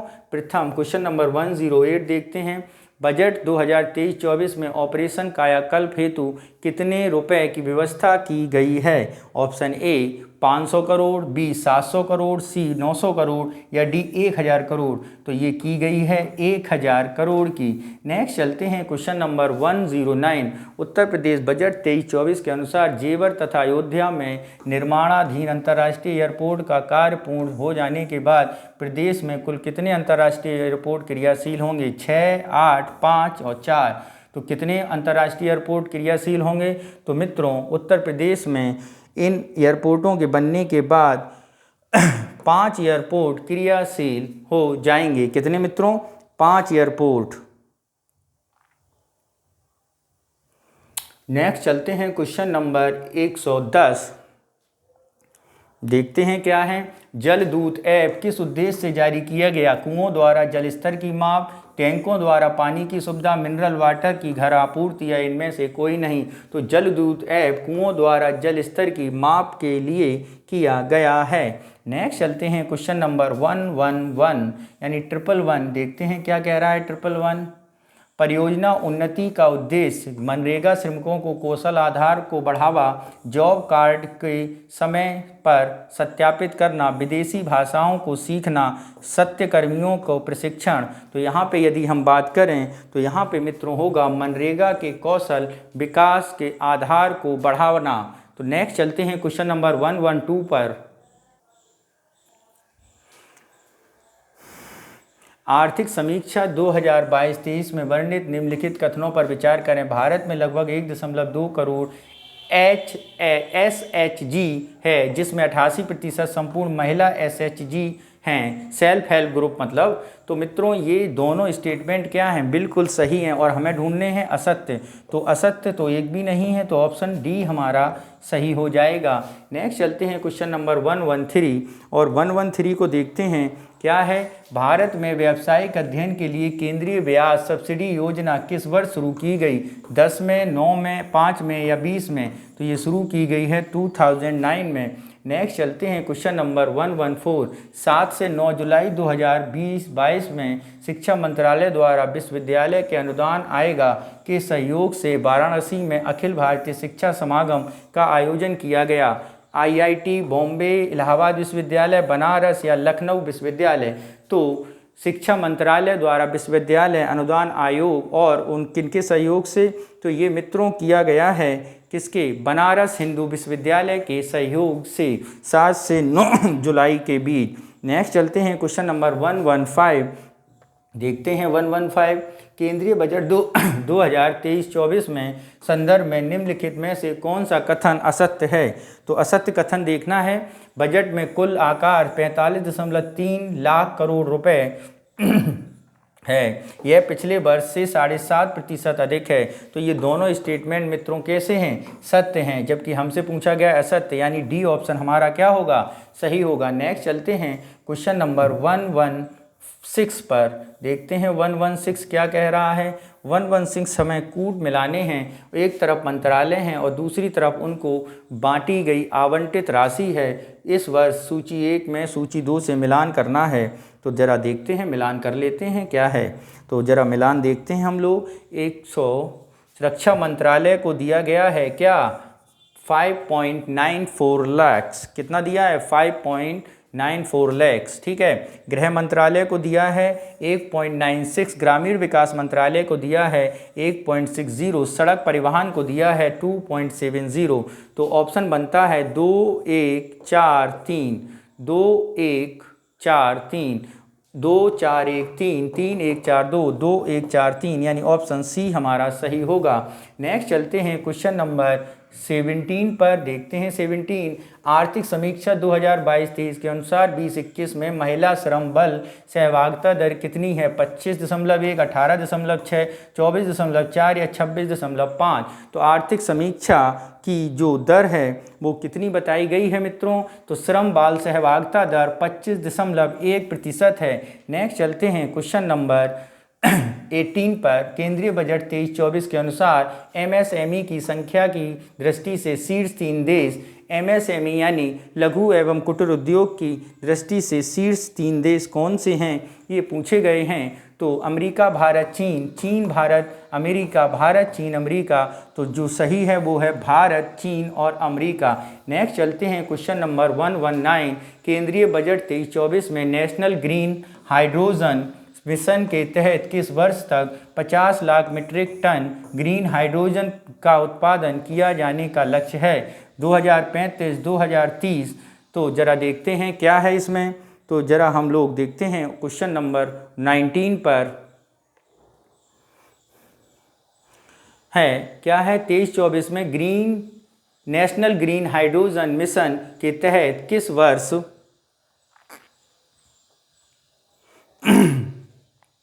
50 लाख मीट्रिक टन का ग्रीन हाइड्रोजन उत्पादन का लक्ष्य रखा गया है? तो ये मित्रों है हमारा 2030 तक ग्रीन हाइड्रोजन उत्पादन का लक्ष्य रखा गया है। 120 देखते हैं। केंद्रीय बजट 2023-24 में क्या किया गया है? कौशल विकास योजना के चौथे चरण की घोषणा की गई। इसके लिए कुल कितनी इंडिया इंटरनेशनल सेंटर की स्थापना?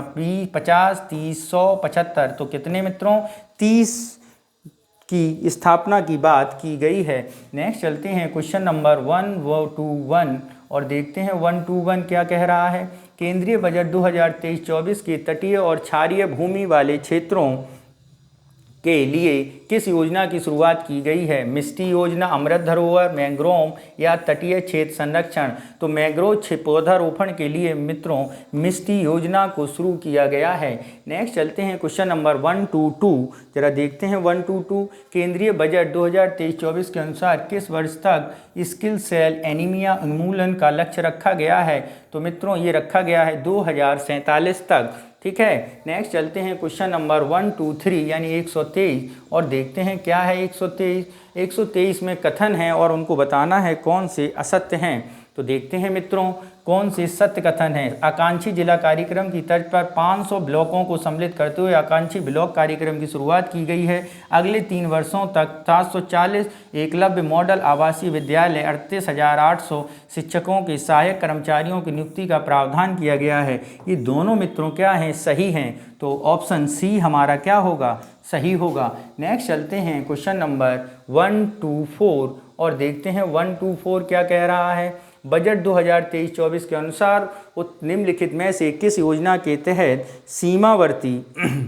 सीमावर्ती पर्यटन की बुनियादी ढांचे के विकास किया जाएगा। ग्रामीण पर्यटन संवर्धन, वाइब्रेंट विलेज योजना, देखो मेरा गांव योजना, या इनमें से कोई नहीं। तो 2023-24 के बजट के अनुसार सीमावर्ती गांवों में पर्यटन बुनियादी ढांचे का विकास देखो मेरा गांव योजना से किया जाएगा। नेक्स्ट चलते हैं क्वेश्चन नंबर 1 to 5। बजट 2023-24 क्या बजट, अरे मित्रों ये थोड़ा देखो, ये जो है ये हमारी जो योजना है ये देखो मेरा गांव नहीं, ये योजना है हमारी वाइब्रेंट विलेज योजना। ठीक है जी, काफ़ी महत्वपूर्ण क्वेश्चन है मित्रों, ये महत्वपूर्ण क्वेश्चन है। और ये वाइब्रेंट विलेज योजना जिसके अंतर्गत सीमावर्ती गांवों में पर्यटन के बुनियादी विकास की बात की गई है। अच्छा अब 125 देखते हैं। 125 कह रहा है बजट 2023-24 के अनुसार जीएसटी के तहत क्या है, जीएसटी के तहत अभियोजन शुरू करने के लिए कर राशि की न्यूनतम सीमा को 1 करोड़ से बढ़ाकर कितना कर दिया गया है। ऑप्शन ए 2 करोड़, 5 करोड़, 3 करोड़ या 4 करोड़। ये कर दिया है मित्रों 2 करोड़। नेक्स्ट चलते हैं क्वेश्चन नंबर 1 to 6 और देखते हैं 1 to 6 क्या कह रहा है।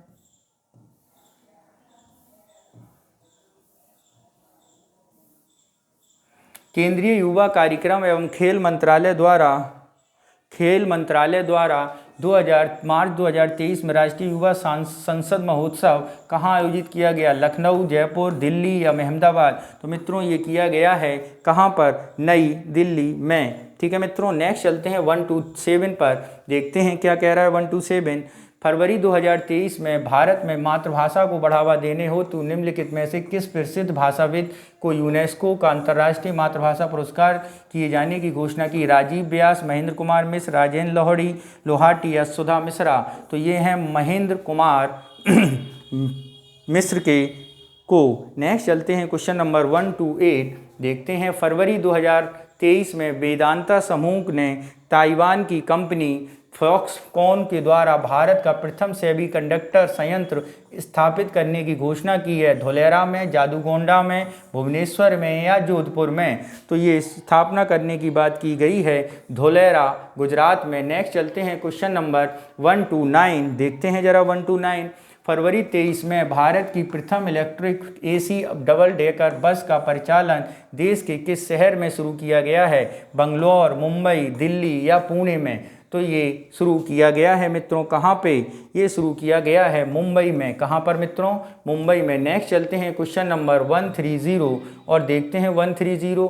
फरवरी 2023 में किस देश में चक्रवात गैब्रिएल के कारण राष्ट्रीय आपातकाल की घोषणा की गई है। ए न्यूजीलैंड, बी मॉरिशस, सी दक्षिण अफ्रीका या डी मैक्सिको। तो ये की गई है किसके द्वारा गैब्रिएल की स्थापना, तो ये मित्रों की गई है न्यूजीलैंड के द्वारा। नेक्स्ट चलते हैं क्वेश्चन नंबर 131, देखते हैं क्या है 131। 2023 में जारी global equality transfer index GQII से संबंधित निम्नलिखित कथनों पर विचार करें और सत्य कथन बताएं। इस सूचकांक में जर्मनी शीर्ष स्थान, सही है। इस सूचकांक में भारत 10वां स्थान, ये भी सही है। तो ऑप्शन सी हमारा क्या होगा, सही होगा। नेक्स्ट चलते हैं क्वेश्चन नंबर 132 और देखते हैं 132 क्या कह रहा है। फरवरी 2023 में राष्ट्रपति द्रौपदी मुर्मू द्वारा नियुक्त की गई राज्यपाल और उपराज्यपाल के बारे में कौन सा युग्म सही सुमेलित नहीं है। ऑप्शन ए फागू चौहान मेघालय के, ठीक है, राज्यपाल। रमेश बैस महाराष्ट्र के हैं। शिव प्रताप शुक्ल हिमाचल प्रदेश के हैं। लक्ष्मण प्रसाद आचार्य झारखंड के नहीं बनाए गए हैं। लक्ष्मण प्रसाद आचार्य जो हैं वो कहाँ के बनाए गए हैं, वो बनाए गए हैं सिक्किम के मित्रों। कहाँ पर, सिक्किम के राज्यपाल नियुक्त किए गए हैं, यानी ऑप्शन डी हमारा गलत सुमेलित है। नेक्स्ट चलते हैं क्वेश्चन नंबर 133, देखते हैं क्या कह रहा है। जनवरी 23 में जारी भ्रष्टाचार बोध सूचकांक में भारत का स्थान 89, 85, 91 या 94? तो मित्रों ये है 85वां स्थान। ठीक है, नेक्स्ट चलते हैं क्वेश्चन नंबर 134, जनवरी 2023 में राइट टू साइट विजन उद्देश्य के साथ अंधता नियंत्रण पॉलिसी लागू करने वाला देश का प्रथम राज्य बना। उत्तर प्रदेश, मध्य प्रदेश, राजस्थान या छत्तीसगढ़? तो उद्देश्य की राइट टू साइट विजन के साथ अंधता नियंत्रण पॉलिसी लागू करने वाला पहला राज्य जो बना है वो है मित्रों राजस्थान। नेक्स्ट चलते हैं क्वेश्चन नंबर 135, जनवरी 2023 में जनवरी 2023 में अंतर्राष्ट्रीय भारत सम्मेलन 23 का आयोजन कहाँ है? बंगलुरु, कोच्चि, विशाखापट्टनम या हैदराबाद? तो इसका आयोजन मित्रों हुआ है बंगलुरु में। नेक्स्ट चलते हैं क्वेश्चन नंबर 136, जनवरी 23 में निम्नलिखित में किस तिथि को राष्ट्रीय स्टार्टअप दिवस मनाया गया? 10 जनवरी, 11 जनवरी, 12 जनवरी या 16 जनवरी? तो ये मनाया गया है मित्रों कब? 16 जनवरी को। नेक्स्ट चलते हैं क्वेश्चन नंबर 137 में, कौन सा मित्रों? 137, जनवरी 2023 में राष्ट्रीय बाल विज्ञान कांग्रेस का आयोजन स्थल था? अहमदाबाद, गुजरात, बंगलुरु कर्नाटक, नासिक महाराष्ट्र, इंदौर मध्य प्रदेश? तो मित्रों ये था हमारा कहाँ पे? ये था हमारा अहमदाबाद गुजरात में राष्ट्रीय बाल विज्ञान कांग्रेस का आयोजन। ठीक है, और अगर इसकी थीम की बात करें, स्वास्थ्य एवं भलाई, क्या है? स्वास्थ्य एवं भलाई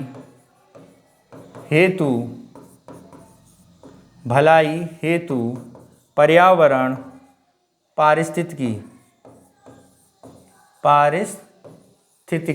नेक्स्ट चलते हैं क्वेश्चन नंबर 138, देखते हैं क्या है 138। जनवरी 2023 में देश का सबसे बड़ा बिरसा मुंडा अंतर्राष्ट्रीय हॉकी स्टेडियम कहां पर किया जाएगा? रांची, पटना, भुवनेश्वर, राउरकेला? तो इसका उद्घाटन मित्रों किया जाएगा कहां पर? राउरकेला में। नेक्स्ट चलते हैं क्वेश्चन नंबर 139, भारत एवं किस देश की सेनाओं के मध्य प्रथम संयुक्त प्रशिक्षण अभ्यास साइक्लोन फर्स्ट का आयोजन 2023 में किया गया? ओमान, मिस्र, ईरान या सऊदी अरब? तो ये आयोजित किया गया है मित्रों कहां पर? मिस्र में। नेक्स्ट चलते हैं क्वेश्चन नंबर 140, देखते हैं 140 क्या कह रहा है।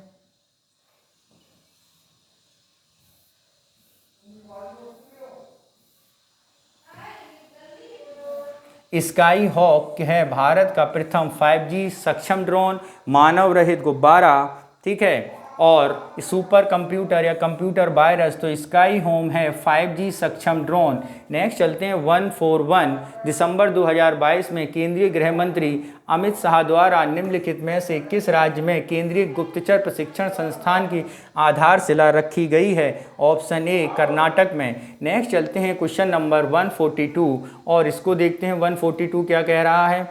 142 कुछ अवार्ड दिए गए हैं और बता रहे हैं कौन सा सही है। वर्ष का सर्वश्रेष्ठ पुरुष खिलाड़ी बाबर आजम सही है। वर्ष का सर्वश्रेष्ठ महिला खिलाड़ी नताली स्क्वर सही है। वर्ष का सर्वश्रेष्ठ पुरुष टेस्ट खिलाड़ी बेन स्टोक। ये तीनों मित्रों क्या हैं? सही सुमेलित हैं। तो दोस्तों कौन सा सही होगा इनमें? इनमें डी ऑप्शन सभी सही होंगे। नेक्स्ट चलते हैं क्वेश्चन नंबर 143, जनवरी 23 में 18वें विश्व संस्कृत सम्मेलन 2023 का आयोजन कहाँ संपन्न हुआ? कैनबरा ऑस्ट्रेलिया में, धर्मशाला भारत में, बीजिंग चीन में, ओटावा कनाडा में? तो ये सम्मेलन सम्मिलित हुआ है कहाँ पे? कैनबरा ऑस्ट्रेलिया में। नेक्स्ट चलते हैं क्वेश्चन नंबर 144, के बिरला फाउंडेशन द्वारा 32वें GD बिरला पुरस्कार को सम्मानित किया गया? नीलेश बी मेहता, राजकुमार अग्निहोत्री, सुधांशु जायसवाल, RK अग्रवाल में? तो यहाँ पे जो ऑप्शन सही होगा वो होगा हमारा नीलेश बी मेहता को। नेक्स्ट चलते हैं 145, दिसंबर 2022 में निम्नलिखित में कौन सा राज्य जलवायु परिवर्तन मिशन शुरू करने वाला देश का प्रथम राज्य बना? उत्तराखंड, हिमाचल प्रदेश और तमिलनाडु? तो कौन सा राज्य पहला बना है? तो ये राज्य बना है मित्रों तमिलनाडु। कौन सा बना है? तमिलनाडु। नेक्स्ट चलते हैं क्वेश्चन नंबर 146 पर, देखते हैं 146 क्या कह रहा है।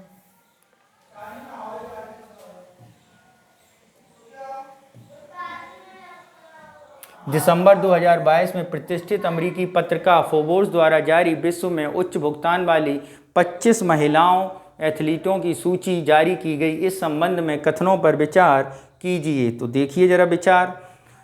जापान की टेनिस खिलाड़ी नाओमी ओसाका सूची में शीर्ष हैं, सही है। भारतीय बैडमिंटन पीवी सिंधु इस सूची में 12वें स्थान पर हैं, ये भी सही है। यानी दोनों कथन हमारे क्या हैं, सत्य हैं। तो सी ऑप्शन हमारा सही होगा मित्रों। नेक्स्ट चलते हैं क्वेश्चन नंबर 47 पर और देखते हैं दिसंबर 2022 में निम्नलिखित में से किस आयोग का गठन उत्तर प्रदेश सरकार द्वारा स्थानीय निकाय चुनाव में ओबीसी आरक्षण हेतु किया गया है। तो यहाँ पर यदि हम बात करें तो ऑप्शन ए अवतार सिंह आयोग, दिलीप वर्मा आयोग, देवाशीष तिवारी आयोग या सखाराम मिश्रा आयोग। तो ये किया गया है मित्रों किस आयोग के द्वारा, तो ये है हमारा अवतार सिंह आयोग के द्वारा। नेक्स्ट चलते हैं 148 जनवरी 23 में निम्नलिखित में से किस राज्य ने सभी पात्र खातों को डिजिटल बैंकिंग सक्षम करने वाला प्रथम राज्य होने की घोषणा की है। ए केरल, बी गोवा, सी कर्नाटक या डी गुजरात। तो यहाँ पे यदि हम बात करें तो वो होगा हमारा ए केरल। नेक्स्ट मित्रों चलते हैं क्वेश्चन नंबर 149 जनवरी 2023 में आर बनी ग्रैम्बियल वर्ष 2022 का मिस यूनिवर्स खिताब जीत लिया है। वो किस देश की, अमेरिका, ऑस्ट्रेलिया, कनाडा या फ्रांस। तो मिस यूनिवर्स बनी है मित्रों जो बनी गैब्रिनल, वो हैं अमेरिका की। कहाँ की है मित्रों, अमेरिका की। नेक्स्ट और आज का लास्ट क्वेश्चन है जादुई पिटारा के संबंध में निम्नलिखित कथनों में से कौन सा कथन सत्य है।